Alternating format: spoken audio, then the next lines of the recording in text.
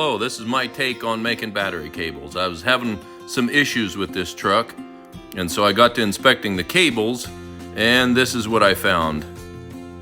These terminals that I had made, these lugs, were rotted off. It looked like someone had dipped them in battery acid.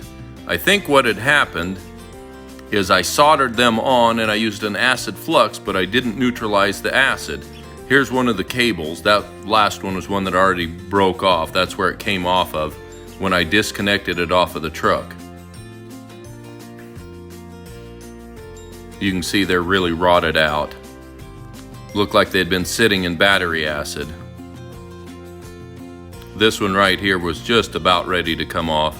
You can see I bend it and you can see the dust coming out of it. That's the acid. They were all but shot, and I think that's what happened. I think I didn't neutralize the acid, so they're no good.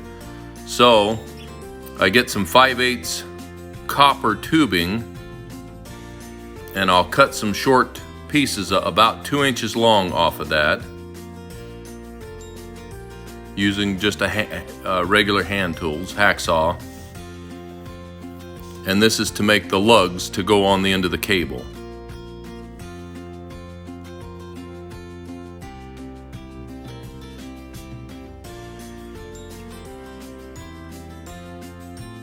Here I cut my second one. You need two, obviously, one for each end. I usually cut a bunch of them and make several, but for this video I just did the two right there.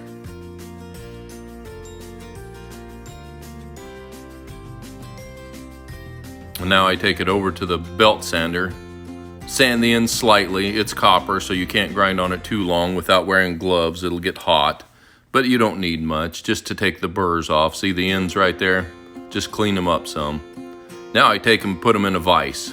Put them in there about halfway, then clamp the vise down, good and tight on it. Now I have a punch that fits this 5/8 copper, and I pound that down in there until it comes almost flush with the top of the vise. Level it up a little bit, pound it down so it makes a good square edge, but not hard enough where it pounds through it. See how that squared it up, made a good copper lug? Now to the drill press. Using a 1/4 inch bit, I don't need real big holes in this for this project. I just drill holes in it.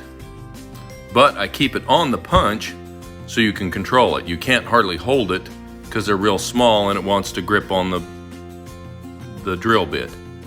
Now I grind the burrs off where I drilled it, and now I'm going to round the edges of it so it looks like a lug. You could leave it square.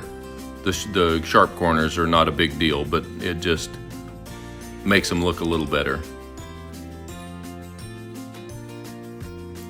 Now it's back to the vise.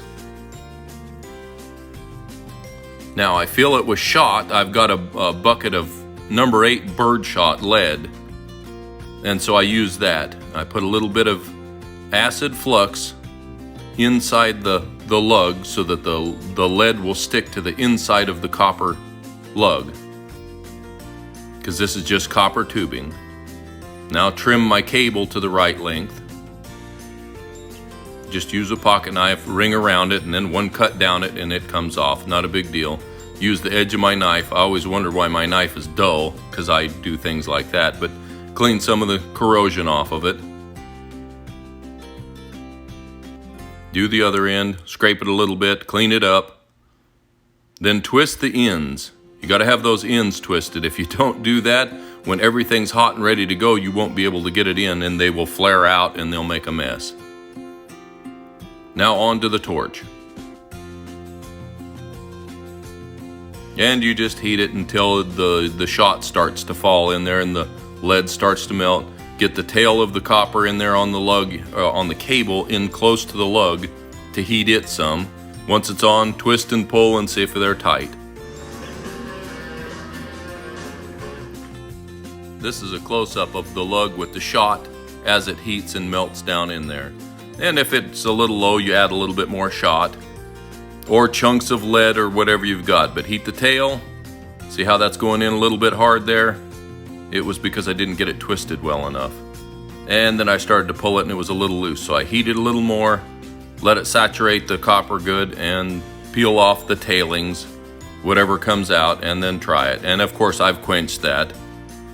Now, baking soda and water. I'm gonna try this here and see if it quits rotting my terminals off, because I've had trouble with this in the past.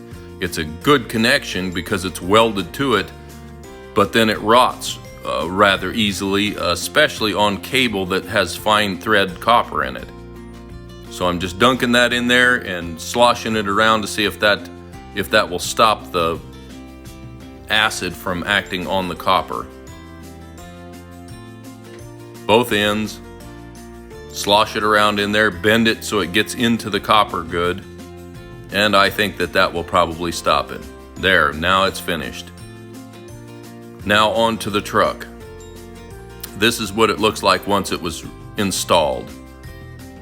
It's been about 2 weeks since I put that on, and I see just a little bit of green corrosion there, more than I would like, but it looks like it has helped. Now the copper lugs are a little softer than store-bought ones. They'll bend, but I've had them on this side over here for a long time. I crimped these on, and you can see there's very little or no corrosion on them because they was crimped on, and they're still tight. But it makes an ugly one, and eventually those usually get loose. They're not as good as the welded ones as far as being secure. That lead right there goes to a relay which powers the winch for my gin poles.